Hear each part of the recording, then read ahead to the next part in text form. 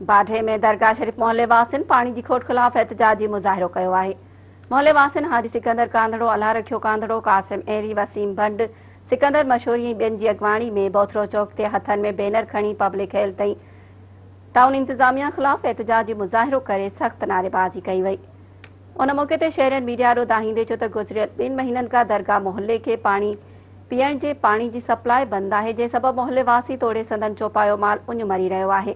उन्हनि चयो त पब्लिक हेल्थ जो नाअहल ऐं करप्ट ऑफिसर दरगाह मोहल्ले वासियुनि जे मुसलसल एहतजाज बावजूदि खेनि पाणी ॾियण बजाए शहर जे बासरनि खां रिश्वत वठी संदन मच्छी जा तलाउ भराइण लाइ खेनि वाटर सप्लाई जे पाइप लाइन मां ग़ैर क़ानूनी तरीक़े सां कनेक्शन ॾिना आहिनि।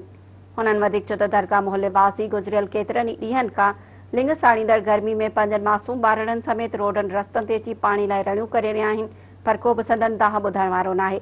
हुननि मुतालबो कयो त बाढे जी दरगाह मोहल्ले में पाणी जी हथरादू बंदिश जो नोटिस वठी ज़िम्मेवारनि ख़िलाफ़ कार्रवाई कई वञे।